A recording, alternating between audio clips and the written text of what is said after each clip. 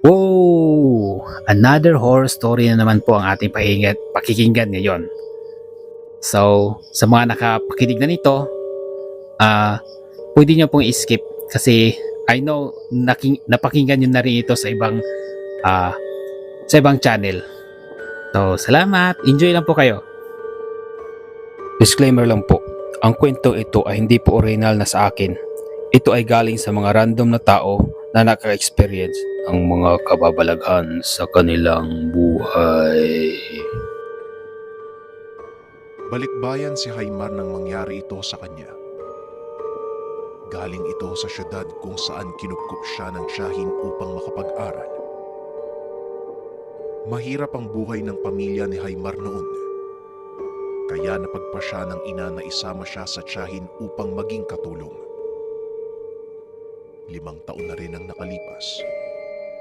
Nung huling makita ni Haymar ang ina at mga kapatid, sabik na siyang masilayan muli ang pamilya at makwento ang mga nangyari sa loob ng ilang taon. Nagpaalam si Haymar na mananatili ng 1 linggo sa pamilya at pumayag naman ang tiyahin. Habang umaandar ang bus, nadadaanan nito ang dating mga pinaglalaroan nila noong kabataan. Mga masaya at hindi malilimutang pangyayari noon. Habang nagbabalik tanaw, may napansin si Haymar na isang balon. Ngunit bago niya ito pagmasdan ng husto, madaling nakaalis ang bus.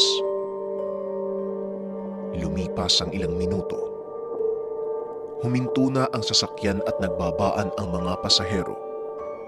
Bitbit ang mga pasalubong. Pumunta siya sa dating tahanan. Malugod naman siyang binati ng ina at mga kapatid. Napatingin si Haymar sa malaking larawan ng yumaong ama. Nalungkot ito at naiisip na mas masaya siguro ang pamilya kung hindi lamang naaksidente ang ama at nabawian ang buhay. Nang gabing iyon, lumabas muna mag-isa si Haymar. Naaalala niya ang mga panahong dito pa naninirahan at masayang panahon. Bagamat mabait ang tiyahin, hindi naman ikakaila ni Haymar na hindi niya ramdam na pamilya siya nito.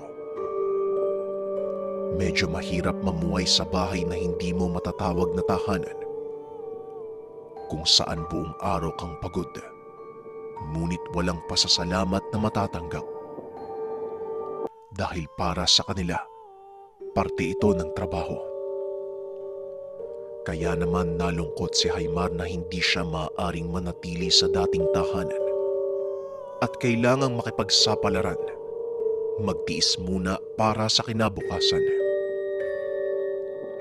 Napatigil sa pag-iisip si Haymar nang may makita na tumatakbo sa gilid ng mga mata. Kagad siyang napatingin sa direksyong iyon. Nag-alala dahil akala niya ay may nanloob sa tahanan. Kagad nagmasid si Haymar at sinuri ng mabuti ang lugar. Makalipas ang ilang minuto ay wala naman siyang nakitang kakaiba. Inisip na lamang ni Haymar na guni-guni lamang ang nakita. At upang makasigurado, dinoble na lamang niya ang kandado ng tahanan. Kinabukasan, nakipag-usap siya sa mga kapatid at nabanggit ang balon na nakita habang nakasakay sa sasakyan. Ngayon ko lang nalaman na may balon pala dito sa bayan. Bagong gawa lang ba yun? Tanong ni Haymar. Balon? Yung abandonadong balon ni Aling Puring? Wala ngang nakakaalam kung saan yun ang galing, kuya. Basta isang araw po, bigla na lang po yung sumulpot. Wala pong nakakaalam kung bagong gawa ba yun o matagal nang nandito pero ngayon lang nakita. Pero ang alam lang namin, kuya, walang laman yung balon na yun. Wala ring tubig kaya siguradong naabandona. Pagpapaliwanag ng kapatid. Ganun ba? Sino naman si Aling Puring? Tanong ni Haymar. Nako, hindi ko rin alam kuya eh. Yun lang yung tawag ng ibang tao kaya yun na rin po yung tawag namin. Lumipas ang araw at pagdating ng gabi, lumabas si Haymar upang hanapin ang pamangkin. Masyadong napasaya ito sa paglalaro sa labas kaya hindi pa umuwi. Kasama niya ang kapatid habang naghahanap sa bata. Ito ang nanay ng pamangkin. Pumunta sila sa tahanan ng mga kalaro nito. Ngunit pare-pareho lang ang sinasabing kanina pa ito umuwi. Habang tumatagal, nag-aalala na ang dalawa lalo na ang ina. Hindi niya alam kung saan nagpunta o hahanapin ang pamangkin. Makalipas ang ilang minuto, nakarating na lamang sila sa abandonadong balon. Napagpasyahan ng magkapatid na maghiwalay upang mas mapabilis ang paghahanap. Naiwang mag-isa si Haymar na naghahanap malapit sa balon. Nakarinig ng kalusko si Haymar. Kaya naman tinawag niya kaagad ang pangalan ng bata. Makalipas ang ilang tawag ay hindi ito sumasagot. Kaya tinawag niya na lang ang pangalan ng kapatid. Ngunit maging ito ay wala na rin. Pinagpatuloy na lamang niya ang paghahanap.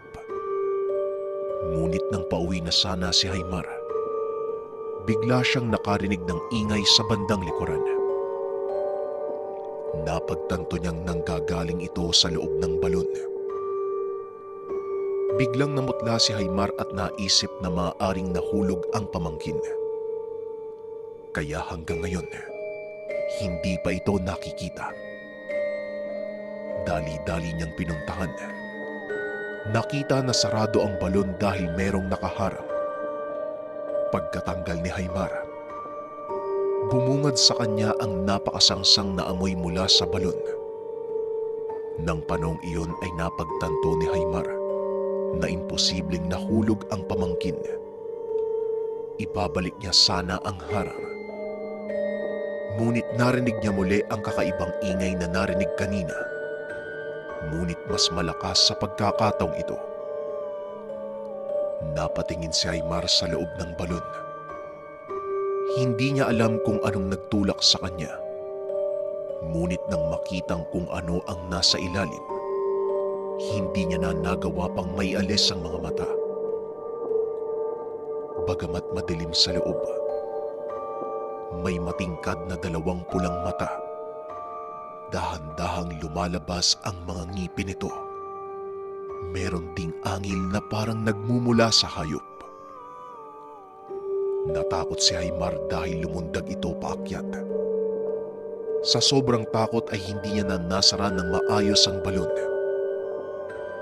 Dali-daling tumakbo si Haymar at kalaunan nakita niya ang kapatid kasama ang anak. Buhat-buhat ng kapatid ang natutulog na pamangkin.